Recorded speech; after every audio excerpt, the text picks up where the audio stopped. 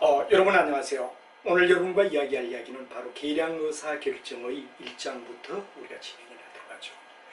제가 지난 시간에 OT를 통하여 계량의사결정은 현대경영학의 진수다. 물론 각종 시험이나 또는 학교에 여러 가지 공부하는 과정 속에서는 이쪽을 갖다 등한시할 수 있습니다. 그러나 앞으로 현대경영학의 가장 진수는 계량의사결정이며 앞으로 여러 시험이나 또는 학점을 딴다든가 이런 때는 이 계량의사결정을 무시해서는 안 된다 하는 이야기를 드리며, 항상 시험은 진화한다, 학문은 진화한다 하는 이야기에 역점을 두며 하나하나 꼼꼼히 우리가 챙기면서, 또 너무 난해한 문제나 이런 부위는 우리 경영학도들이 알아야 할 이야기들, 경영학을 준비하는 분들에 대하여 알맞는 수준까지만 함축해서 제가 진행하도록 하죠.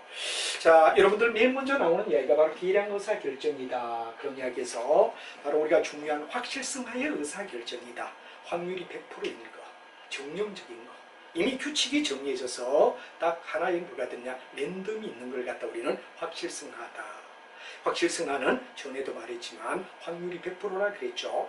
그리고 예를 들어 장학금 신청이다. 또는 아니면 어떤 이미 오랫동안 우리가 해왔던 방법에 의하여 정해진 어떤 순차 이꼴 y꼴 3x 플러스 2, 이런 식에서 x값이 정해짐에 따라 y가 정해지는 정형화된 내용을 얘기하죠.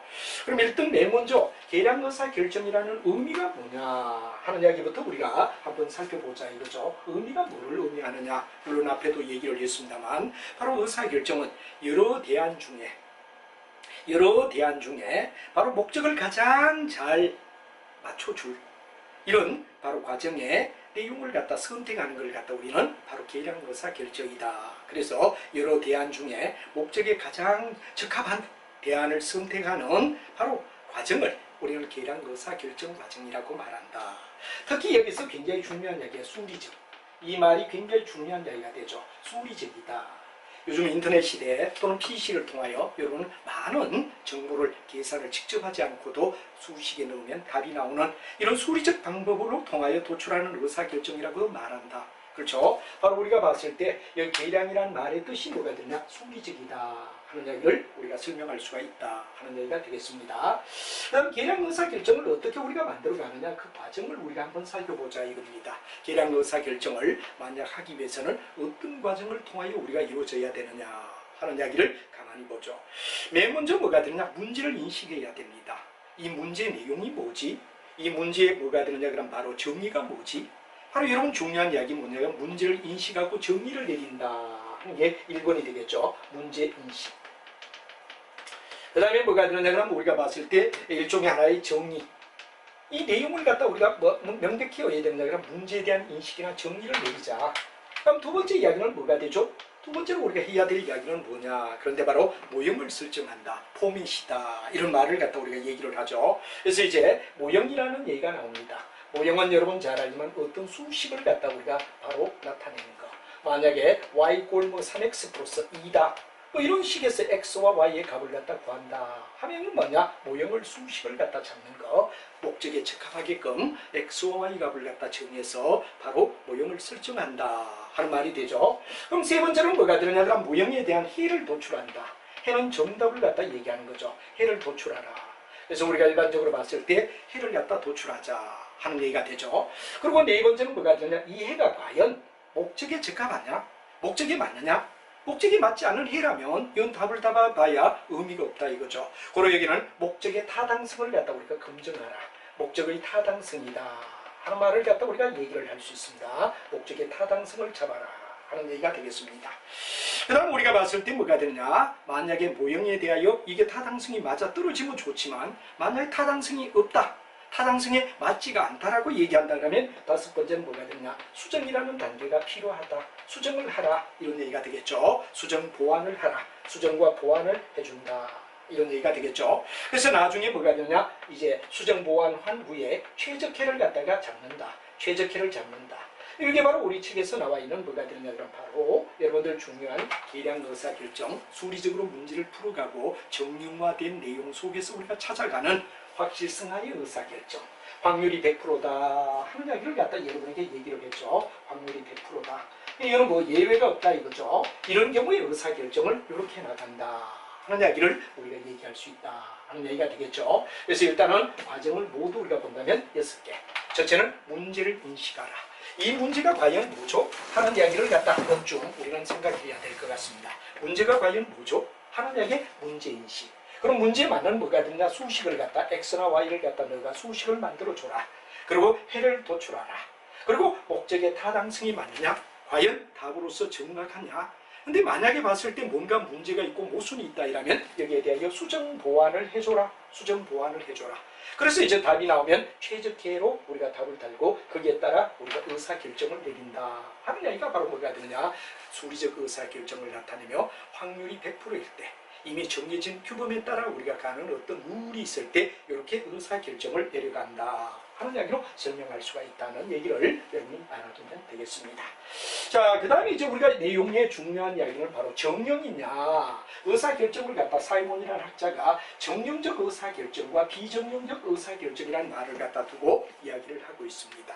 그럼 여러분 책을 자세히 보면 바로 일상의 의사결정의 대표적이다.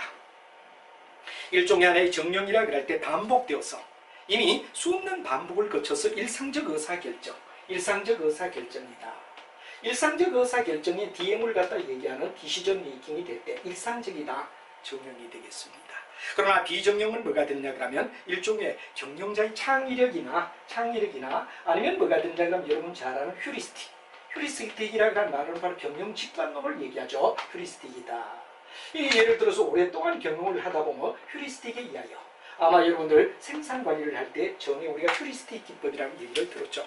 경영자가 수없이 경영을 하다 보면 어떤 직관론에 의하여 의사결정 내리는 거 휴리스틱이다 이렇게 얘기하죠. 그래서 여기는 비정령적이라는 이야기는 일상적이 아니고 일상적 디전이 아니고 비일시적이다 이래대가 창의나 휴리스틱을 요구한다. 그럴 때 뭐 직관이나 또는 아니면 비반복적 프로그램의 경우는 반드시 어떤 룰이 없다 보니까 우리는 이때를 갖다가 비정령이라고 말하더라. 정령은 수없는 시간 동안에 뭐가 되냐? 똑같이 일상적으로 이루어진 DM을 얘기한다면 여기는 바로 비정령 의사결정은 이렇지 않은 것, 창의력이나 휴리스틱에 의하여 정리하는 걸 비정령이라고 말할 수 있다 하는 이야기로 우리가 정리를 해주면 된다는 얘기로 설명을 할 수가 있겠습니다. 자, 그럼 이제 우리가 그런 얘기가 되고 의사결정의 수준에 따라 우리가 분류하라. 그런데 우리가 수없는 의사결정을 내릴 때는 어떤 단계의 의사결정 내리느냐 여기에 따라 우리는 일반적으로 의사결정을 내릴 때 바로 내용을 갖다 분석할 수가 있다 이거죠. 그래서 의사결정을 갖다 모두 다 의사결정을 자기가 한 사람이 내리는 게 아니라 바로 우리가 잘 알지만 계층에 따라 또는 아니면 주어진 업무에 따라 직위에 따라 하게 되냐 바로 회사를 이끌어갈 때 의사결정을 내려야 할 부위를 분리할 수 있다 하는 얘기가 되겠죠. 그래서 여러분하고 의사결정을 갖다가 누가 하느냐 의사결정자가 누구냐 그리고 어떤 결정을 내리느냐 여기에 따라 의사결정 수준에 따른 분류라고 얘기하는데 우리가 한번 같이 살펴보자 이거죠. 바로 여기서는 굉장히 중요한 게 피라미드입니다. 바로 여러분 잘 아는 업무에 따른 의사결정의 수준에 따른 부분은 바로 누가 의사결정을 내리지? 탑, 미들, 로우라는 얘기를 갖다 우리가 나눠보자 이거죠. 탑이다, 미들이다, 로우다 이렇게 우리가 얘기를 하자 이거죠. 그래서 여러분 잘 알지만 뭐가 되느냐 이 세 단계로 나누고 우리는 이미 조직 행위를 배울 때 탑은 누구죠? 부장부기상 회사의 최고의 의사결정기관이다 하며 바로 탑은 부장을 얘기한다 그래가 부라고 얘기를 했죠. 그 다음에 여러분들 잘 아는 미들은 뭐가 되느냐 중간인데 중간은 바로 여러분들 잘 아는 바로 과. 그 다음 뭐가 되느냐 그럼 계, 부과계 이거 과장이다 말이야. 이건 계장이란 말이야. 그래서 부장, 과장, 계장이라는 말을 넣고 부과계라고 얘기를 일단 나누자 이런 얘기가 되겠죠. 그럼 이제 중요한 이야기는 바로 탑이 내리는 어떤 의사결정과 미들이 내리는 것과 로우가 내리는 걸 용어를 다 달리한다. 뭐 여기는 거꾸로 되어 있습니다만 맨 먼저 탑은 뭐라고 하죠? 회사를 이끌어가는 전략이다. 정말 경영에서 전략이란 말은 매우 중요하다라고 수차례 걸쳐서 얘기를 했죠. 바로 나아갈 방향을 제시한다 하는 얘기가 바로 전략이라고 말하죠. 우리가 과연 어디로 갈까? 항해는 바로 선박의 나침반과 같이 방향을 제시해주는 이야기가 바로 전략이다. 이 전략은 바로 경영학을 배울 때 우리가 서두에서도 이런 얘기했죠. 경영학을 집에 비유하라. 그럼 여러분 잘 알지만 이 경영을 집에 비유할 때 여기에 막대기가 있고 기둥이 있어 있고 이 위에 타켓 골이 있다. 이렇게 돼 지붕에. 이 지붕은 뭐가 되느냐 그럼 바로 이게 전략이라는 말을 했습니다. 전략은 나가는 방향이라고 얘기를 했죠. 그리고 여기에 기반이 있고 여러 가지 인사관리, 뭐 생산관리, 마케팅 기반이 있고 여기에 정보와 회계야. 그리고 마지막에 여기 뭐가 되느냐 그럼 바로 밑바닥을 얘기하는 게 조직의 체계. 그래서 경영학을 집에 비유한다 그럴 때 우리 1장 배울 때 바로 여러분 경영이란 어떤 거냐. 바로 지붕에 위에 있는 타켓 골이 있고 그 다음에 나갈 방향을 제시하는 전략이 뭐가 되죠? 지붕이다. 그리고 여기에 인사관리, 생산관리, 마케팅, 뭐 재무관리 이런 이야기가 뭐가 되느냐? 전부 다 기둥을 형성한다 그랬죠. 그리고 이제 MIS와 뭐가 되느냐? 회계학. MIS와 회계학은 뭐가 되느냐? 그럼 정보라는 이야기. 정보를 전달해주는 내용이 된다 하는 말을 했고 이 밑이 조직행위를 얘기하는 바로 조직의 가장 중요한 기반이다. 이게 바로 기반이라는 얘기를 갖다 우리가 많이 했던 이야기. 그래서 우리가 경영학을 집에 비유한다 그럴 때 경영학을 만약에 하우스에 비유하라. 집에 비유한다면 뭐이 되느냐 하는 이야기를 갖다 우리가 얘기할 때 나왔듯이 이게 바로 전략. 전략이 굉장히 중요한 이야기가 되죠. 탑은 뭐를 하죠? 바로 나갈 방향. 최고의 의사결정. 최고의 의사결정을 갖다 우리는 뭐라고 하냐 그러면 바로 탑이 하는데 최고의 의사결정이다. 이렇게 우리가 얘기를 하고 회사에 뭐가 되느냐 그러면 전체적인, 전반적인, 전체를 갖다가 총괄하는 얘기가 뭐가 되죠? 바로 여러분 잘 아는 탑이 하는 전략이라고 말할 수 있다. 그러면 이제 여기는 전략을 맞춰주게 되면 뭐가 되느냐? 중간은 바로 그에 맞는 바로 우리가 봤을 때 뭐가 되느냐? 과정이다. 그래서 여러분이 중요한 과장급 이상을 얘기하고 이 전략을 갖다가 해야 되느냐 그러면 그에 맞는 자원의 배분, 바로 전략에 맞는 자원의 배분을 갖다가 결정하는 게 뭐가 되죠? 바로 여러분 잘 아는 과장급 이상인 뭐가 되느냐 그러면 바로 여기를 우리는 관리라고 얘기하죠. 자 여기는 우리가 봤을 때 전략이라고 얘기하고 이건 관리라고 얘기하는데 관리는 냉정히 얘기하는 자원의 배분이다. 이렇게 우리가 말하죠. 주어진 전략에 따라 자원을 배분한다. 그리고 만약에 여기도 우리가 중요한 이야기는 의사결정에서 뭐가 되느냐 SBU 여러분 저지만 사업의 부재화다. 그리고 만약에 부서마다 결정하는 데는 과장급이 뭐가 되느냐 그럼 결정을 내립니다. 그래서 우리가 탑은 회사의 전체를 얘기한다면 SBU에 뭐가 되느냐 바로 전략은 과장이 한다 하는 것도 알아두고 그 다음에 이제 우리가 봤을 때 마지막은 뭐냐 그럼 능률과 수익성이라는 얘기가 나오죠. 능률, 수익성이라는 말을 갖다 우리가 많이 씁니다. 능률과 수익성이다 또는 효과와 효율이다 이런 말은 어떤 조직의 능률 소위 말해서 우리가 잘 이끌어가진다 하는 이야기를 갖다 얘기할 때 능률과 뭐가 되냐 수익성이라는 말을 쓰고 이걸 갖다 우리는 뭐라 하죠? 업무라고 불러준다. 그래서 여러분이 중요한 이야기는 여기는 업무라는 말을 갖다 쓰는 거죠. 업무. 그래서 우리가 앞으로 이제 자주 앞에서도 들었지만 전략이다, 관리다, 업무다 하는 얘기가 되고 업무는 바로 그 부서마다 뭐가 되느냐 그러면 주어진 내용 속에서 바로 직접 어디 되느냐 진행을 갖다 하고 기능별로 어디 되느냐 진행하는 걸 갖다 우리가 일반적으로 봤을 때 하나의 마지막 우리가 업무라고 불러준다. 그래서 자 업무는 로우가 관리는 미들이 전략은 탑이 결정을 내리는 수준의 의사결정을 얘기한다 하는 것도 여러분하고 한번 앞에 부위와 연결해서 조직행위와 연결해서 우리가 보자 하는 얘기로 설명을 드릴 수 있습니다. 자, 그 다음에 이제 우리가 봤을 때 뭐가 되느냐 의사결정의 수준에 따라 탑, 미들, 로우 여기는 바로 로우, 탑, 미들 이렇게 되죠. 여기가 로우가 하는 얘기가 되고 여기가 미들이 되겠고 여기는 뭐가 되느냐 그러면 우리가 봤을 때 하나의 뭐가 되니까 탑이 한다 이렇게 우리가 얘기를 하죠. 이걸 갖다 우리가 이해를 하고 정리를 해주자 하는 이야기를 설명을 할 수가 있겠습니다. 자, 그 다음에 이제 우리가 중요한 이야기는 바로 의사결정의 분류. 이건 첫 시간에 이미 제가 얘기를 했습니다만 한 번 더 그래도 의사결정을 갖다 배우는 입장에서 정리를 한번 다시 반복하더라도 차근차근 우리가 얘기를 해보자 하는 이야기를 설명을 드려보도록 하죠. 자, 여러분들 앞에서도 제가 얘기를 했습니다만 우리는 어떤 결정을 내리느냐 어떤 범위의 결정을 내리느냐 하는 이야기를 갖다 우리가 생각하며 바로 여러분들이 잘 아는 의사결정의 범주를 우리는 생각해보자 하는 이야기가 중요한 이슈가 될 것 같습니다. 그래서 의사결정에 따른 환경과의 관계를 우리가 생각하며 정리를 해보자 하는 말이 되겠습니다. 자, 여러분들 가장 중요한 이야기의 첫 번째 이야기는 확실성화의 의사결정하고 나옵니다. 확실성화의 의사결정은 이미 미래 상황 전개가 확정적이다. 미래 상황 전개가 확정적이다. 그리고 확실성하는 이미 뭐가 되느냐 그러면 미래의 어떤 확률이 그 확률이 100%다. 그렇게밖에 안 돼. 너무나 의외되느냐 확고부동한 의사결정을 갖다 우리는 확실성하의 의사결정이다 하고 우리 책에도 보면 나옵니다. 바로 이 확정적인 것은 미래 상황 전개를 100% 알 수 있을 때 가장 대표적인 게 대학교에 장학금을 신청할 때 장학금을 신청하는 과정 속에는 예외를 가질 수가 없다 이거죠. 그 여건에 맞아야 된다. 그럼 이거는 확실성하의 의사결정이라고 말할 수 있겠죠. 그래서 우리가 영어로 말하면 DMUC 바로 Decision Making Under 뭐가 되는 Certainty. 그래서 우리가 바로 DMUC라는 말을 갖다 우리가 쓰고 있고 이건 이미 미래에 일어날 확률을 100% 알고 있는 상황을 얘기한다. 이렇게 되죠. 그래서 우리가 그게 속하는 영역이 어떠냐? 의사결정에 속한 영역 책을 봐주시면 나옵니다. 고전적 최적화. 그 다음에 수송할당. 나중 가면 우리가 배우죠. 수송할당에 여러 가지 뭐가 되느냐 그러면 내용 속에서 뭐 예를 들어 비용에 대하여 가는 비용 체감법이라든가 또는 뭐냐 북스 코너라든가 뭐 등등 우리가 해야 되느냐 여러 가지 기법을 배우는데 수송 할당을 배우게 되고 정수 계획법. 정수는 바로 우리가 분수나 소수를 인정하지 않고 정수 1, 2, 3 딱딱 떨어지는 정수 계획법.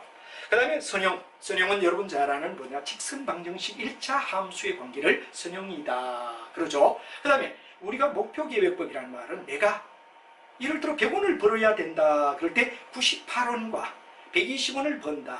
그러면 이익의 극대화를 얘기하면 분명히 120입니다. 목표가 100이라도. 근데 목표 계획법은 목표에 가까운 거. 편차가 적은 쪽. 그러니까 98이 오히려 120보다 해야 되느냐? 선택되어야 된다. 그럼 목표 계획법이 되는 거죠. 그리고 이제 동적 계획. 동적 계획은 한 단계 성립되면 그다음. 한 단계 성립되면 그다음.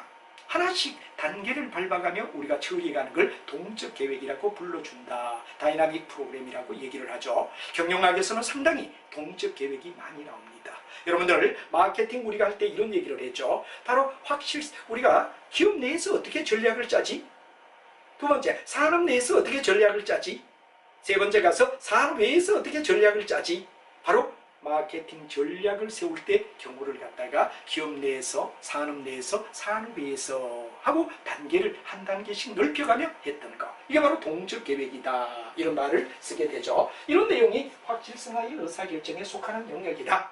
알아두시면 되고 그 다음에 이제 우리가 봤을 때 DMUR 그래가 나오는데 이건 바로 Decision Making Under Risk. 이 리스크는 재무관리를 배울 때도 우리가 많이 씁니다. 주식과 채권을 갖다 투자할 때는 거의 대다수가 확률이 구분되죠. 우리가 일반적으로 경기가 좋을 확률이다, 호경기, 보통이다, 불경기. 이 경기에 따라 확률이 각각 달라지는 거죠. 예를 들어 호경기가 될 확률은 뭐가 되느냐 하면 30%다. 보통이 될 확률은 40%다. 그 다음 마지막에 불경기가 될 확률은 30%다. 합계를 내면 모두가 몇 프로죠? 100%다. 하는 이야기로 호경기, 보통, 불경기 세 가지로 나누면서 경우의 수에 따라 주식에 투자할 때 결과가 의외되죠. 호경기일 때, 보통일 때, 불경기가 될 때 하고 구분하며 우리가 배웠던 거 바로 여러분 잘 아는 DMUR이다. 위험하다. 위험하면 바로 확률이 있다. 확률이 있다 이거죠. 확률이 이렇게 분리된다. 아까는 확률이 100% 하나인데 여기는 30%, 40%, 30% 구분이 될 때를 우리는 위험하의 의사결정이라고 배웠다. 그런데 우리가 정확하게 보면 뭐 예를 들어 나중에도 우리가 배우겠지만 뭐가 됐냐 그러면 예를 들어 대기행렬, 시뮬레이션, 의사결정수, 그 다음에 마코브 과정의 모델, 헐트 CPM 이런 이야기를 우리가 간략하게 뭐 깊이는 들어가지 않더라도 좀 자세히 배우며 나가죠. 우리가 경영학을 대충 이것만 하고 끝내지 이건 많지 않았어요. 반드시 해야 되느냐 그러면 경영학의 분야를 넓히며 해두는 만큼 여러분들은 시험에 합격할 확률도 있고 그 다음에 점수를 잘 받을 수 있는 바로 여러분 완만한 어떤 이런 대비가 되는 겁니다.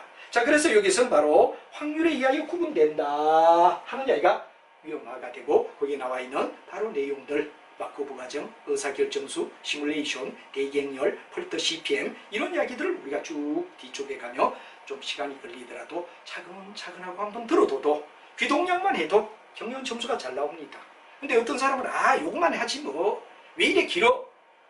노력하는 만큼 거두고 요즘은 의외 되느냐 그러면 그냥 대충 해서 되는 건 아무것도 없습니다.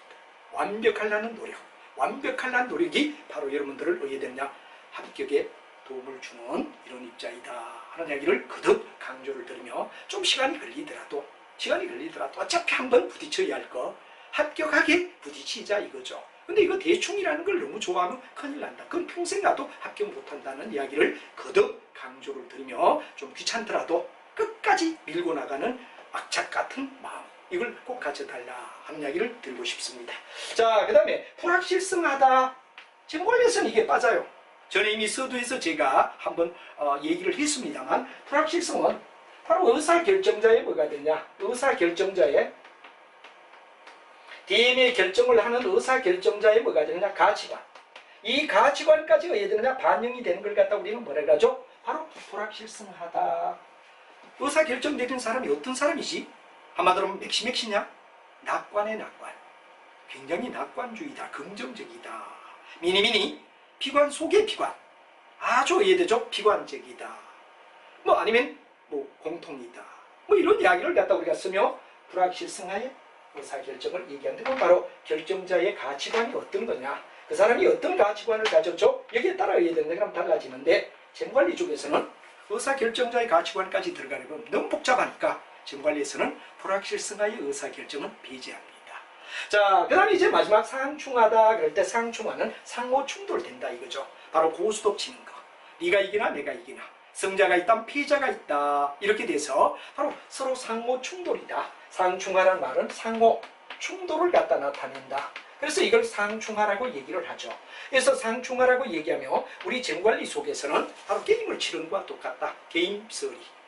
또 두 가지를 합하면 0이다. 고스톱 칠 때 돈 딴 사람과 돈 잃은 사람 구하면 0이다 하는 이야기가 바로 상충하가 되고, 주식의 옵션 선물 스왑 같은 게 상충하다. 그런데 우리 쪽은 게임 이론이 된다 하는 이야기를 말씀드릴 수 있습니다. 자, 여러분, 우리는 일반적으로 봤을 때 이렇게 의사결정을 갖다가 확실성화, 위험화, 불확실성화, 상충화로 연결된다 하는 이야기를 드리고, 맨 먼저 확실성화의 의사결정부터 우리가 다져주자. 그래서 확실성화의 의사결정부터 여러분하고 같이 진행을 하며 어떤 내용을 가지고 얘기가 되느냐 하는 이야기를 우리가 한번 보도록 하죠. 자, 여러분이 잘 알지만 확실성화의 의사결정이다 그럴 때 굉장히 중요한 이야기는 바로 직선방정식이다. 우리가 일반적으로 봤을 때 직선방정식을 의미한다 하는 이야기가 확실성화의 의사결정에 중요한 이야기가 될 것 같습니다. 그래서 우리가 선형계획이다 하는 말을 씁니다. 선형은 리니어, 한마디로 말하면 뭐가 되죠? 라인, 1차를 갖다 얘기하는 이야기입니다. 바로 1차 함수에서 우리가 일반적으로 봤을 때 두 개의 또는 하나 이상의 직선의 이하여 뭐가 되느냐, 의사결정을 내리는 걸 우리는 선형이다 이렇게 우리가 말하죠. 선형은 바로 선으로 연결되어 있다. 이래 돼서 여러분이 잘 아는 뭐가 되느냐, 제약 조건이나 목적 함수가 전부 다 뭐가 되느냐, 1차 부등식 또는 1차 방정식이다. 그래서 최대나 최소를 갖다 우리가 찾는 이런 방법을 갖다 우리는 뭐라 그러죠? 선형계획법이라고 이야기를 하더라 하는 말을 씁니다. 그래서 우리가 1차로 연결된 목적함수가 바로 1차인 이야기를 갖다 우리가 선형계획이라고 얘기하며, 그게 최소화나 최대화를 나타내며 자원에 대한 분배를 하는 경우를 갖다 우리는 선형, 바로 여러분들 잘 아는 뭐가 됩니까? LP라는 말을 갖다 쓰죠. 리니어 프로그램이다, LP라는 말을 갖다 쓰더라 하는 이야기를 여러분이 이해를 해야 됩니다. 그러면 이런 선형은 우리가 잘 알고 있겠지만 뭐가 되느냐 그러면 바로 우리가 식을 만들었을 때 소요되는 자원과 산출 사이의 정비례다. 정비례다 그러는 데서 우리는 비례식이라고 얘기를 하죠. 그래서 의미는 바로 1차라는 얘기를 갖다 여러분이 알아두고, 바로 최대와 최소를 갖다 우리가 찾는다. 최대와 최소라는 여기에 대한 내용을 갖다 우리가 묻게 된다. 그런데 1차를 가지고 우리가 따진다 해서 선형이라는 말을 쓴다 이거죠. 그러면 선형계획의 어떤 가정은 일단 뭐가 되냐, 1차성, 일종의 뭐가 되느냐, 선형이다 이런 얘기가 되죠. 그래서 여러분 뭐가 되느냐 그러면 소요되는 자원과 산출량은 바로 뭐가 되느냐, 1차가 되고, 여기는 비례성이라는 말이 나오죠. 이 비례성은 그건 직선이라는 얘기에서 우리가 일반적으로 선형이라는 말을 쓴다. 직선 방정식이다 이런 얘기가 되고, 여기는 굉장히 중요한 게 비례식이라는 말이 나오죠. 비례는 바로 자원과 산출량, 자원하고 산출량을 갖다 우리가 비교할 때 자원에 비하여 산출량이 어디에 되느냐 그러면 우리가 비례적이다 이런 얘기가 되죠. 이 자원을 갖다 투입하는 것에 대하여 산출되는 게 비례적이다 하는 게 비례성을 얘기하는 이야기다. 그래서 비례는 철저히 뭐가 되느냐 그러면 예를 들어 y = 3x라면 x가 1일 때마다 y는 3, 6, 9 이런 식으로 우리가 올라가는 형태를 비례성이라고 얘기한다 하는 말이 되죠. 그 다음에 이제 우리가 중요한 가산법 또는 가법비성이라는 말을 씁니다. 가는 더해진다 이거죠. 만약 예를 들어서 우리가 3이라는 계층을 가졌다면 y = 3x면 x 1일 때 3, 2일 때 6, 3, 6, 9 바로 이건 뭐가 되느냐? 가산성, 개별 활동과 이익은 어디 되느냐? 총이익, 총비용은 3씩 올라가며 같이 올라가더라. 가산되더라. 이런 얘기가 가산성이라는 얘기를 해서 바로 1차가 가지는 내용 속의 선형은 비례를 하며 바로 가산된다는 이야기 또는 일종의 가합법이라는 얘기를 갖다 쓴다 하는 말이 되죠. 그 다음에 이제 우리가 중요한 건 확실성, 확정성이라고도 얘기를 합니다. certainty라는 말이 되죠. 그래서 목적의 개수와 기술의 개수와 자원의 가용량을 갖다 표시한 수는 확정의 값. 얼마다 그러는 얘기가 나오지 확정된 값. 확정된 값을 가지고 얘들이랑 결정하는 걸 갖다 우리는 일반적으로 가합법 일종의 하나의 확실성, 확정성이라고 부른다 하는 말이 되죠. 그 다음에 분할과 가분이라는 말은 분할되고 나눌 수 있다 그러는 얘기가 가분성이라는 얘기가 되죠. 바로 연속적이지만 소수나 분수도 될 수 있다. 소수나 분수가 될 수 있다. 소수와 분수도 될 수 있다 하는 일종의 하나의 분할성 또는 가분성을 얘기한다 하는 말이 되죠. 그 다음에 이제 유한성이라는 말은 대안에 대하여 여러 가지 대안이 있다면 대안은 유한적이다. 무한이 아니다 이거죠. 대안은 유한적이다. 그리고 상호 관련을 가진다. 변호 간에는. 그래서 바로 여러분 중요한 이야기 대안은 반드시 뭐가 되느냐 그러면 어떤 대안이 나왔다 그럴 때 이 대안은 반드시 뭐를 갖다 얘기해야 되느냐 그러면 유한하다 하는 말이 굉장히 중요합니다. 대안이 무한적이면 안 되겠죠. 그 다음 변수 간에 뭐가 되느냐 그러면 상호 관련성. 상호 관계가 있다. 상호 관련성을 가진다 하는 이야기로 연결되는 것을 우리는 얘기한다 그런 게 유한성이라는 말을 쓸 수 있다.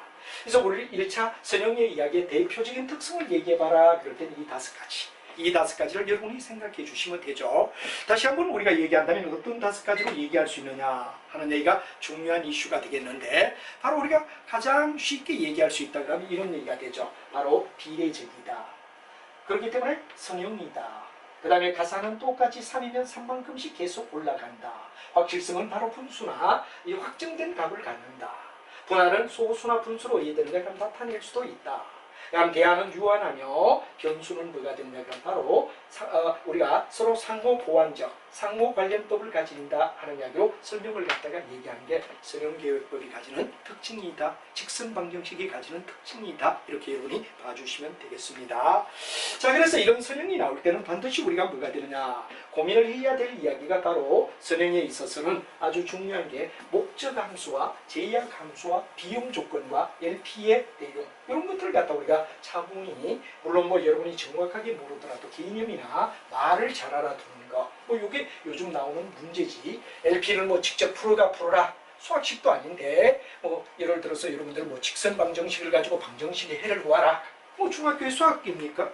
이거는 그렇지는 않는데 개념을 갖다가 이해한다 그러는 게 아주 중요한 이야기가 되겠죠. 그래서 우리가 일반적으로 봤을 때 1차 함수를 가지면서 직선 방정식으로 풀어야 하는 문제를 우리가 LP라고 얘기한다 하는 말을 여러분이 이해를 하는 게 중요하다 하는 말을 우리가 얘기를 할 수 있죠. 다시 한번 얘기하면 선형은 1차를 얘기하는 직선 방정식이다. 선형이라는 얘기를 우리가 쓰죠. 그 다음에 항상 비례적으로 간다 하는 총수과 총비용은 개별 활동의 시그마다. 이런 얘기가 되겠죠. 그다음에 확실성이란 말은 개수나 개수 이런 기술 개수는 모두 확정값을 갖는다. 확정값을 가진다. 그리고 분할이란 말은 바로 연속적이지만 소수나 분수와 같은 것도 가질 수가 있다. 그리고 유한성은 바로 대안은 유한하고 변수는 뭐가 되느냐 그런 반에 상호 관련성이 있다 하는 얘기까지가 유한성까지가 바로 여러분들 잘 알고 있는 내용이다 하는 이야기를 여러분이 알면 되겠습니다. 그 다음에 선형계획법의 요소를 갖다 우리가 얘기를 하자 하는 이야기가 이제 선형계획법이 우리가 가지는 어떤 구성 요소를 가지느냐 하는 이야기를 우리가 한번 살펴보자 이겁니다. 비교적 선형에서 굉장히 중요한 이야기는 바로 여러분이 잘 알지만 목적함수가 있습니다. 그래서 목적함수라는 말의 뜻을 갖다 우리가 정확하게 하면 목적함수는 우리가 여기서 선형이기 때문에 1차에 뭐가 되느냐 그럼 내용으로 연결이 되고 1차 내용으로 연결이 되면서 뭐가 되느냐 이익의 극대화 1차에 이익의 극대화 이익을 극대화한다 이런 얘기가 되죠. 그다음 또 여러분들 총 비용의 최소화, 이런 이야기가 뭐를 갖다 나타내느냐? 바로 목적 함수를 나타내는 이야기가 된다. 그래서 이익을 갖다 어떻게 최대화하죠? 비용을 어떻게 최소화하죠? 하는 이야기에 답이 될 수 있는 게 목적 함수 이야기다 하는 이야기가 되겠죠. 그 다음에 이제 제약 조건이라는 말이 됩니다. 제약 조건 속에서 아주 대표적인 게 비용 조건이죠. 음수가 되어서는 안 될 거. 예를 들어 사람을 투하를 해야 되는데 노동력에 마이너스 3사람. 마이너스가 들어가면 안 되죠. 물량을 투여해야 되는데 마이너스 3kg. 있을 수 없다 이거지. 이런 조건을 갖다 우리는 비용 조건이다 하는 이야기가 바로 세 번째 나오는데, 음수가 되어서는 안 되는 조건을 비용 조건이라고 한다 하는 말이 되죠. 근데 이제 예를 들어 이 제약 조건은 제약 주어진 조건 속에서 뭐가 되느냐 그러면 물적 자원이나 노동 시간이나 상호 간의 제약을 나타낸다. 사람을 사용해도 10명 이하가 되게. 그 다음에 만약에 자원을 갖다 투입을 한데 원재료를 갖다가 재료를 갖다 투입하는데 30kg 이내 범위, 이런 조건을 갖다 우리는 제한 조건이라고 불러준다. 그래서 세 가지 목적 함수라는 이야기, 바로 이익의 극대화나 비용의 최소화를 나타내는 이야기가 어떤가. 제약 조건은 바로 아까도 말했지만 바로 우리가 잘 알고 있는 의사결정의 변수 속에서 상호 간의 제약을 얘기하는 거다 하는 말이 되고, 비용 조건은 0보다 커야 되는 조건을 비용 조건이라고 불러준다 하는 이야기를 여러분이 머릿속에 알면은 비용 조건까지 이해가 되리라 생각을 합니다. 자, 그래서 이제 일단은 뭐가 되느냐 그러면 요런 비용 조건까지 우리가 non-negative라는 말을 갖다 쓰죠. 음수가 되어서는 안 된다. 예를 들어 x값이 마이너스 3이다 이런 얘기가 나오면 안 된다 이거죠. 예를 들어 x가 양수여야 되는데 음수가 되면 안 될 때 비용 조건이라고 불러준다. 그래서 선형 계획을 푸는 데는 이익의 극대화, 비용의 최소화, 극대 최소 뭐 이런 걸 배우고, 제약 조건이 있고, 제약 조건은 두 개의 뭐가 되느냐 그러면 여러 가지 변수의 조건을 제약 조건이라고 하고, 음수가 되어서는 안 되는 조건, 음수가 되면 안 되는 답이 안 되는 조건을 비용 조건이라고 불러준다 하는 이야기를 우리가 선형 계획에서 한 번쯤 체크를 하고 가야 할 부위다 이런 말을 쓰겠습니다. 자, 그러면 여러분하고 이제 뭐가 되느냐, 선형 계획법에 있어서 선형 계획법에 나오는 여러 가지 뭐가 되느냐 그럼 바로 우리가 봤을 때 하나의 조건 LP를 갖다 작성하는 조건을 생각해 보자 하는 말이 되겠습니다. 선형 계획을 갖다 이제 구성하는 이야기는 목적 함수, 제약 조건, 비용 조건이라는 세 가지를 가지고 우리가 따져준다 그랬고, LP를 직접 작성해보자 하는 말이 되겠습니다. LP를 직접 작성해보자. 자, 우리가 일반적으로 1차 함수를 나타내는 수용 계획에 우리가 봤을 때 문제를 갖다 우리가 나타내는데, 최대 문제와 최소 문제라는 두 가지를 우리가 놓자 이런 얘기가 되죠. 최대는 그야말로 모든 변수의 값이 나왔을 때 최대가 되는 내용을 갖다 얘기한다 이런 얘기가 되겠죠. 그래서 일반적으로 최대는 말 그대로 최고가 될 수 있는 이야기가 된다. 그래서 우리가 목적 함수를 갖다 얘기할 때 뭐가 되느냐 그러면 맥시멈이란 말을 썼죠. 맥시멈이란 말을 씁니다. 그래서 앞에 맥시란 말을 갖다 들어가는 아주 뒤에 맥시 뭐가 되느냐 그러면 바로 중요한 밈이란 말, 맥시 미니징 하는 얘기를 갖다 쓰는데, 예를 들어 우리가 봤을 때 뭐가 되느냐 C1, X1, 그 다음에 플러스 뭐가 되느냐 C2, X2 이렇게 쭉 가서 뭐가 되느냐 그러면 나중에 일종의 뭐가 되느냐 CN에다가 XN이 됐다. 바로 1부터 시작해서 N까지 간다라는 조건을 갖다 다는 거죠. 여기에 뭐가 되느냐 최대를 갖다 얘기한다. 이게 뭐냐 그러면 목적 함수입니다. 그래서 주어진 뭐가 되냐 C와 뭐가 되냐 바로 여러분 잘 아는 XY 관계를 갖다가 맥시 미니징 하는 말을 갖다 쓰며 바로 맥스란 말의 역점을 놓으면 최대화를 얘기한다. 그럼 이제 두 번째 이야기는 뭐가 되느냐, 요 목적 함수라고 얘기를 하고, 두 번째 이야기는 제약 조건을 갖다 우리가 얘기를 하자. 제약 조건은 어떠냐 하면 여러분 잘 알지만 시그마, 바로 시그마는 합을 나타내는데 n이 뭐가 되느냐, 또는 우리가 봤을 때 뭐가 되느냐 I라고 얘기하죠. I는 1부터 뭐까지 가느냐 N까지 간다는 조건을 줍니다. 그래서 이제 여러분 잘 아는 뭐가 되느냐 그럼 바로 예를 들어서 어떤 내용이 X 뭐가 되느냐 XI는 BI보다 작아, B1보다 작다. 예를 들어 BI보다 작다. 그래서 이게 뭐냐 그러면 어떤 조건을 갖다가 제시해 주는 걸 갖다가 우리는 제약 조건이라고 불러주더라 이거죠. 문제에 따라 제약 조건이 각각이겠죠. 그 다음에 이제 우리가 중요한 얘기는 비용 조건이라는 말은 바로 변수의 값이 예를 들어 x가 xi는 절대 0보다는 커야 된다 하는 이야기를 우리는 비움 조건이라고 불러준다. 그래서 바로 최대화 문제 속에는 바로 여기 맥시라는 말, 맥시미니징이라는 말을 갖다 쓸 때 이게 들어가는 이야기를 우리가 알고, 요 목적 함수, 그 다음에 제약 조건, 비움 조건이라는 얘기를 우리가 얘기할 수 있는데, 이게 바로 1차 함수에 나오는 최대화 문제를 다룰 때 우리가 나오는 이야기다. 그 다음에 이제 최소화 문제, 뭐 이런 말하면 굉장히 의외되죠. 여러분들이 굉장히 거리감 두면 안 돼요. 아주 편안하게, 정확하게 이제 용어만 알아도 시험 보는데 도움이 된다 할 정도로 현대 경영학은 광범위하기 때문에 받아주는 자세.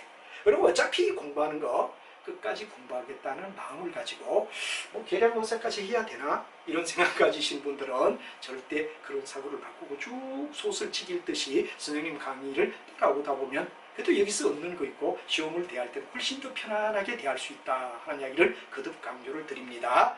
자, 이번에는 최소 문제다 그럴 땐 바로 최소가 되게끔 우리가 요건을 다는 걸 갖다 우리는 최소 문제라고 얘기할 수 있다 이런 얘기가 되죠. 그래서 최소 문제를 얘기하라. 그럼 여기는 미니미징이죠. 여기에 목적 함수를 갖다 얘기하라 그럴 때 목적 함수는 바로 미니. 그럼 뭐가 되느냐? 그럼 미니마이징이란 말을 갖다 우리가 씁니다. 이제 우리가 일반적으로 봤을 때 미니마이징이란 말을 써서 결국은 미니, 최소를 얘기한다 이런 얘기가 되죠. 그럼 제약 조건도 이제 앞에도 말했습니다만 xi가 반드시 뭐가 되느냐 그러면 바로 bi보다는 커야 되고 0보다는 크다 이런 이야기가 붙으면 이건 뭐가 되느냐? 제약 조건이라고 말할 수 있다 하는 얘기가 되고, 그 다음 비염 조건은 바로 여러분 잘 알지만 답이 음수가 되어서는 안 된다는 얘기가 되죠. xi의 값은 반드시 0보다 크라. 이건 뭐가 되느냐? 비염 조건을 얘기한다. 그래서 여기는 최대를 나타나니까 맥시미니징, 여기는 미니미니징 이런 말을 갖다 쓰며 목적이나 제약이나 비용은 다 똑같은 이야기인데 하나의 어떤 주어진 조건을 식으로 나타내는 거, 그 다음 변수의 범위를 나타내고, 그 다음에 0보다는 커야 된다는 얘기. 사람이 몇 명 동원돼야 되죠? 마이너스 3명. 예를 들어 재료를 갖다 얼마 투하를 해야 되죠? 마이너스 6kg. 말이 안 된다 이거지. 이런 부위를 재배제시키는 걸 갖다 우리가 비용 조건이라고 불러준다 하는 이야기를 여러분이 머릿속에 안다면 어렵지 않게 이 문제를 다룰 수 있다 하는 얘기가 되겠습니다. 자, 그 다음에 이제 우리가 봤을 때 수능 계획을 이끌어가는 수능 속에서 문제를 우리가 푸는 이야기도 뭐 이걸 갖다 미주알 고주알 다 하겠다 이런 것보다는 경영의 한 분야이기 때문에 쭉 들어두면 도움이 된다 하는 이야기에 여러분이 역점을 두고 봐주죠. 자, 우리가 일반적으로 수능을 갖다 볼 때 수능 계획의 직선 방정식에서 우리가 풀 수 있는 여러 가지 이야기가 있겠지만 여기서 우리가 간결하게 몇 가지를 갖다 우리가 쭉 바라보며 같이 정리를 해주자 하는 말이 되겠죠. 자, 여기서 우리가 가만히 보면 수능 계획법을 풀어가는 과정은 어떻죠? 하는 이야기를 우리가 이야기를 할 수가 있습니다. 수능 계획법의 가장 중요한 것은 그래프법이다. 소위 우리가 봤을 때 뭐가 되느냐? 진짜 그래프를 가지고 얘들은 우리 찾아주는 방향, 그래프식을 가지고 풀어가는 방향을 갖다 그래프 해법이라고 얘기하더라. 그래서 그래프 해법은 실행 가능 영역이 어딨냐, 목적 함수의 표현이 어떠냐, 해가 두 개가 되는 걸 복수해, 또 실행이 가능한 해, 이런 이야기를 갖다 우리가 얘기하는데 이게 그래프법에서 알아야 할 이야기다.